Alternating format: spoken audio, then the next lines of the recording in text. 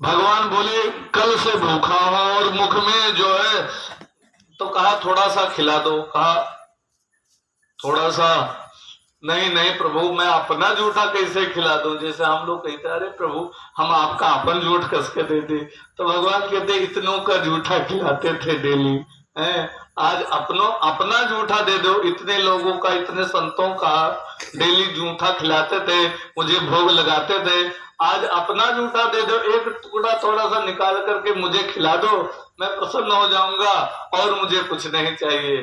कहा नहीं नहीं प्रभु ये नहीं कर सकता, रोता जाए रोते जाए संत, और जब थोड़ा सा खिला दो।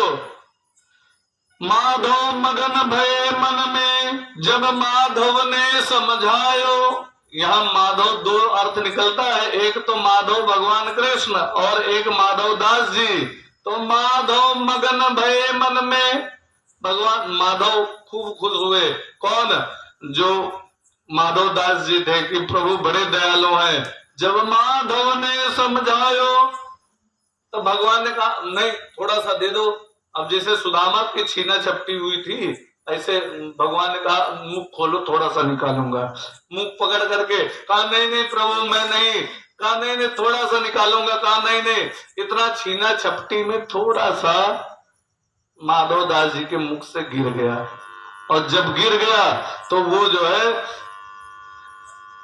शीत गिरो जो दीन बंधु ने, शीत जो थोड़ा सा शीत गिरी थी जमीन पर, शीत गिरो जो दीन बंधु ने, बीन बीन के खायो, माधो द्वार तुम्हारे आयो। माधव भगवान ने वो उठा करके खाया। हा बड़ा प्रसन्नता हुई।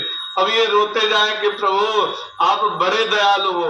तो भगवान को प्रेम पसंद है, प्रेम से कुछ भी दे दो तो परमात्मा उसे ग्रहण कर लेता है। बोलिए वृंदावन बिहारी लाल की। तो कहा ऐसी प्रकार जब भक्तों का प्रेम होता है भगवान के प्रति, तब भगवान अवतार धारण करके आता है, और अवतार धारण करके आता है तो हम लोगों को वो दिखाई देने लगता है, और नहीं तो हर जगह तो परमात्मा ही है। बोलिए वृंदावन बिहारी लाल की। और चौथा प्रश्न था कि भगवान के अवतार कितने हैं। चौथा प्रश्न था कि भगवान के अवतार कितने हैं, आप हमें ये बताइए। आपने पूछा था तो कहा भगवान के अवतार वास्तव में भगवान के अवतार कितने हैं वास्तव में? पूरे संसार की जनसंख्या कितनी है विश्व की जानते हैं? 7 अरब। अब 8 हो गई होगी, लेकिन 7 अरब है, मरते भी तो हैं, केवल जिंदे तो है नहीं सब लोग। तो इसीलिए 7 अरब के आसपास है। तो 7 अरब मनुष्य हैं केवल, जानवर नहीं। तो 7 अरब भगवान तो कन्फर्म है कि नहीं? सबके अंदर है परमात्मा। तो 7 अरब भगवान कन्फर्म है। लेकिन मुख्य भगवान के अवतार कितने हैं आप हमें ये बताइए, जो प्रमाण के रूप में हो, जो शास्त्रों में वर्णन हो जिनका, उनका नाम बताइए कौन कौन है। तो बताया था भगवान के 24 अवतार हैं। 24 अवतार में से कौन कौन से अवतार भगवान के हैं बताया। पहला अवतार सनत सनंदन सनातन सनत कुमार, ये भगवान का पहला अवतार है। और दूसरा अवतार वाराह अवतार, जो सूअर के रूप में भगवान ने शरीर धारण किया था। दूसरा अवतार बारह अवतार, और तीसरा अवतार नारद जी का अवतार, इसको आवेश अवतार भी कहते हैं। चौथा अवतार नर और नारायण का अवतार, और पांचवा जो बद्रीनाथ में तपस्या में लीन रहते हैं, और पांचवा अवतार कपिल देव जी का अवतार, जो सांख्य शास्त्र की जिन्होंने रचना की। और छठा अवतार दत्तात्रेय का अवतार, सातवां अवतार यज्ञ का अवतार, और 8वां अवतार ऋषभ देव जी का अवतार, और 9वां अवतार पृथु अवतार, और 10वां अवतार मत्स्य अवतार, मछली के रूप में भगवान आए, और 11वां अवतार कच्छप अवतार, कछुए के रूप में भगवान आए, और 12वां अवतार धन्वंतरी अवतार, जब समुद्र मंथन हुआ तो उसमें अमृत का कलश लेकर के भगवान प्रकट हुए। 13वां अवतार मोहिनी अवतार, मोहिनी का रूप धारण किया, तब देवताओं को अमृत पिलाया। और 14वां अवतार नरसिंह भगवान का अवतार, इतना शरीर शेर का, बाकी शरीर जो है ध्वजा मनुष्य का। और 15वां अवतार वामन अवतार, जो 52 अंगुल के छोटे से थे। और 16वां अवतार परशुराम जी का अवतार, और जो राम जी का जिनका विवाद हुआ था।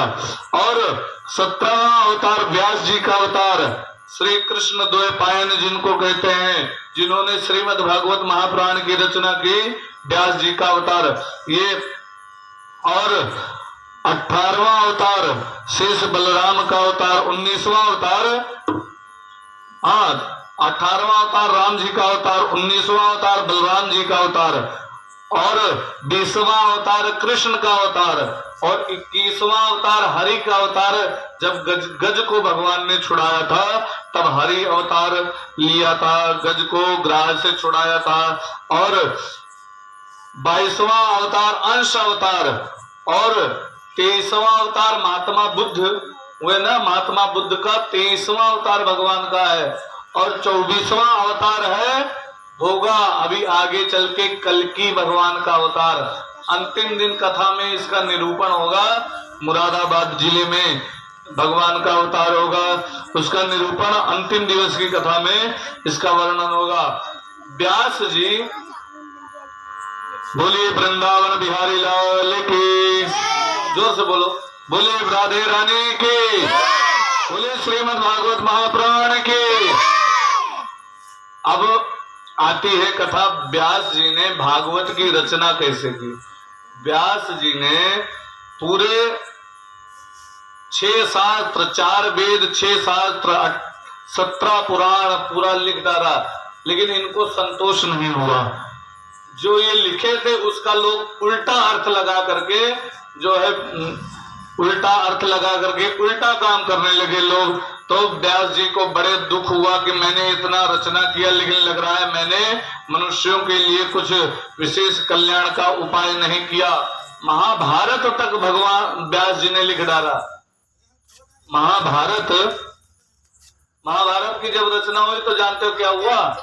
महाभारत की जब रचना हुई, गणेश जी को जानते हैं ना, गणेश जी सूंड वाले, तो गणेश जी से कहा तुम लिखो, और हम बोली थे श्लोक इमला मेर, कि हम इमला मेरे श्लोक बोलब और तुम महाभारत के कथा लिखो। तो गणेश जी कहें ठीक है, लेकिन हम लिखब तब जब कहूं बोलब बिच्चम बंद कर दियो, बोलब बंद कर दियो अगर, तो फिर हम लिखब ना।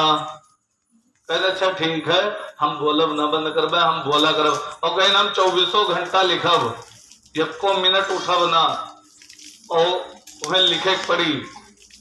जब महाभारत की रचना हुई, और महाभारत की इसमें काफी कथाएं आती हैं भागवत में, तो गणेश जी ने कहा ठीक है। व्यास जी की जो है कथा के बारे में, व्यास जी का कितना महत्व था, तो कहा ठीक है तुम्हारी एक शर्त है तो हमारो एक शर्त है।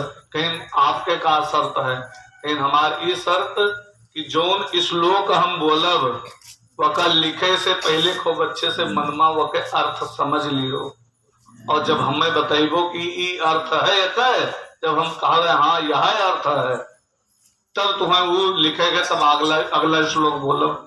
कहें अच्छा ठीक है। अब व्यास जी बोलने लगे, श्लोक बोले और गणेश जी लिखे, क्योंकि ये वर्णन है व्यास विरचिता गणेश लिखिता महाभारते पुण्य कथा कौरव पांडव संगरमतिदा नैवा क्लिष्टा न च कठिना, नैवा क्लिष्टा न च कठिना। व्यास जी ने बोलना प्रारंभ किया और गणेश जी लिखने लगे, और लिखते जाएं और बोल। जब व्यास जी को, व्यासो जी का काम तो है भोजन करे थे, ढोल डाल जाए थे, कहीं आना जाना है, तो व्यास जी ऐसा कठिन श्लोक बोल दें कि गणेश जी जैसे बुद्धिमान देवता घंटों तक अर्थ लगाते रह जाए, अब वो अपना सब कार्य से निवृत्त होकर के तब आएगा यही अर्थ था, कहा हाँ यही था। अब फिर अगला श्लोक बोले। इस प्रकार जो है गणेश जी हल्ल बोली गए। तो सोचो ऐसे महर्षि थे व्यास जी। और व्यास जी जानते हो कहां से व्यास जी की उत्पत्ति हुई? नारायण से हुए ब्रह्मा जी, और ब्रह्मा जी से हुए वशिष्ठ ऋषि, राम जी के जो गुरु थे, और वशिष्ठ के पुत्र हुए शक्ति, और शक्ति के पुत्र हुए पराशर जी, और पराशर के पुत्र हुए भगवान वेद व्यास। इनकी माता का नाम था सत्यवती। और व्यास जी का प्रागट्य कैसे, और व्यास जी जैसे प्रकट हुए तैसे जो है सत्यवती से कहा कि माँ मैं जा रहा हूँ, और ये जाकर के अलकनंदा के आश्रय लेते हुए जाकर के उसी के किनारे एक कुटिया बना करके वहीं रहने लगे। कहा माँ जब मेरी जरूरत होगी आप मुझे याद करोगी तब मैं चला आऊंगा। और व्यास जी छोड़ करके चले गए।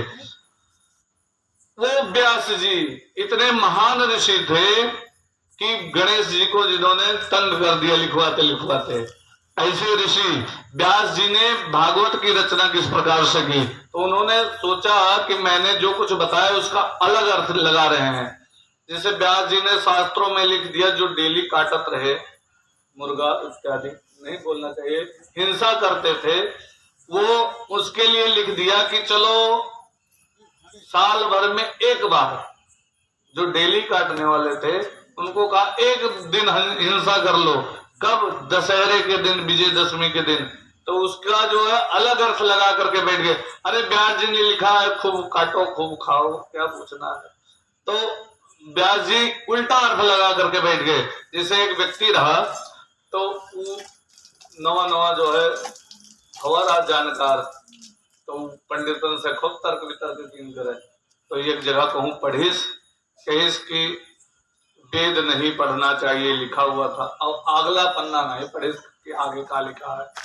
अब वो सबसे आए बता फिर कि वेद नहीं पढ़ना चाहिए, ब्राह्मण को वेद नहीं पढ़ना चाहिए, ऐसे समझ लो ब्राह्मण को वेद नहीं पढ़ना चाहिए। अब जो ने पंडित से बताओ पंडित कहाँ है, कहाँ लिखा है? अरे फलाने किताब में लिखा है। बेचारे पंडितों मान जाए, यक थोड़े पंडित मिलेगा जाविद वो मानने वाला नहीं। वो कहे कि वेद नहीं पढ़ना चाहिए ब्राह्मण को, कहीं कहाँ लिखा है? कहा फला किताब में लिखा है। तो ठीक है किताब मंगवाओ। अब वो जिद पर अड़ गए कि ब्राह्मण को वेद की मनाही कहाँ है। तो ब्राह्मण को वेद की मनाही कहाँ है, वेद नहीं पढ़ना चाहिए, ये कहाँ लिखा है? तो पुस्तक मंगाई गई, और पुस्तक मंगा करके उसके बाद उसे खोल करके देखा, कहा देखो ये लिखा हुआ है ब्राह्मण को वेद नहीं पढ़ना चाहिए। तो अच्छा ठीक है अगला पन्ना पलट के देखा जाए। अगला पन्ना पलट के देखें तो कहा शौच के बाद अर्थात मैदान जाए के बाद शरीर हो जाती अपवित्र, तो तब नहाए लिए उसके बाद वेद पढ़े। शौच के बाद वेद तुरंत नहीं पढ़ना चाहिए। तो कहा आगे तो पढ़े नहीं, अगवे वाला लिखे गाओ तो अगले पन्ना पढ़े नहीं। तो ऐसे ही व्यास जी ने लिखा कुछ और यहाँ पर मनुष्य उसका अर्थ अलग निकाल करके जो है घूम रहे हैं। तो बताया कहा मुझे लग रहा है मैंने कुछ रचना नहीं की। तो व्यास जी के मन में असंतोष हुआ। तो व्यास जी कब दुख हुआ, ग्लानि हुई। कभी भी किसी बात का अगर दुख हो, ग्लानि हो तो क्या करना चाहिए? चुप करके किसी पड़ोसी से नहीं बताना चाहिए, किसी से नहीं बताना चाहिए, केवल अपने मन में ही रखना चाहिए, क्योंकि वो अंदर परमात्मा बैठा है। कोनो दुख हुए, तकलीफ हुए, कोनो बात न समझ में आवत हुए कि हम क्या करिए बताओ, तो कोई बताओ है ना। चुप अपने मन में बैठ करके शांत होकर के बैठ जाए तो अंदर से खुद ही आवाज आएगी कि ये काम करो तो ऐसे ठिकाए जी काम। तो ऐसे व्यास जी को जब असंतोष हुआ कि मैंने कुछ नहीं किया तो बैठ गए शांत होकर के, किसी से कुछ कहा नहीं, और बैठ करके शांत होकर के सोचने लगे। तब तक अंदर से आवाज आई क्या कि संत मिलने का इंतजार करो, संत मिलने का इंतजार करो। अंदर से आवाज आई। जैसे व्यास जी ने कहा, व्यास जी ने जैसे आंखें खोली तो देखा क्या सामने नारद जी बैठे हुए थे। और नारद जी को देख करके व्यास जी बड़े प्रसन्न हुए। क्या पूछना है? और कहा प्रभु मेरे अंदर से तो यही आवाज आई थी। तो कहा बताओ मैं क्या करूं, मुझे कुछ समझ में नहीं आ रहा है। तो नारद जी ने बताया, आपको अपने 6 शास्त्र,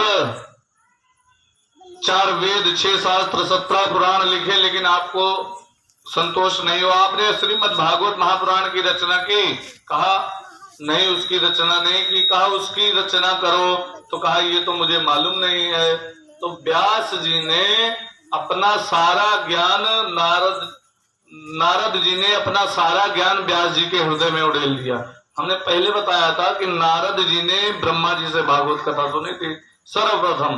तो जैसे आज के समय में चिप में फिल्म इधर से उधर नहीं डाउनलोड हो जाती, ऐसे तार लगा करके आज के समय में, इसी प्रकार पहले ये सब सिस्टम नहीं था, केवल हाथ रखा है हृदय पर, ऐसे नारद जी ने, और जितना ज्ञान था इसी के द्वारा पूरा उड़ेल दिया और व्यास जी के हृदय में उड़ेल दिया। और व्यास जी ने तब श्रीमद् भागवत महापुराण की रचना की।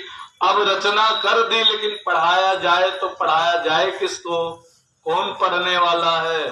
तब व्यास जी सोचे कि किसको पढ़ाएं, किसको पढ़ाएं। तब याद आया कि चलो दुर्वासा ऋषि को पढ़ा देते, लेकिन नहीं, दुर्वासा जी के क्रोध बहुत है, थोड़ी थोड़ी बात पर श्राप दे देते हैं, तो उनको पढ़ाने योग्य नहीं। तब किसको पढ़ाई जाए। श्रीमद् भागवत महापुराण, अनेक प्रकार के सब ऋषियों का याद आया। तो विश्वामित्र, लेकिन हाँ, विश्वामित्र को भी एक बार जो है मेनका ने छल लिया था, ये भी जो है पढ़ने लायक नहीं। तब फिर कहा किसको पढ़ाई जाए। तो परशुराम को याद आया, कहा इन्होंने भी जो है, इनको भी बड़ा क्रोध आता है। अब सबके अंदर देखा वही हाल, तो कहा ऐसा कौन है, किसको पढ़ाई जाए श्रीमद् भागवत महापुराण। तब याद आया कि मेरा बेटा सुकरदेव, उससे अच्छा तो कोई संत है ही नहीं, उसको क्रोध ईर्ष्या द्वेष कुछ पता नहीं, वो तो इससे सबसे परे है, उसको पढ़ाई जाए। तो कहा लेकिन वो तो निर्गुण ब्रह्म में, निराकार परमात्मा की समाधि में लीन है, तो उसको समाधि से जगाएगा कौन, कैसे जगाई जाए। तो उनको जगाने के लिए व्यास जी ने अपने शिष्यों को कुछ श्लोक रटा दिए और व्यास जी उनके शिष्य व्यास जी के जाकर के बोलने लगे। सुखदेव जी जहां तपस्या कर रहे थे वहीं पर जाकर के बोला।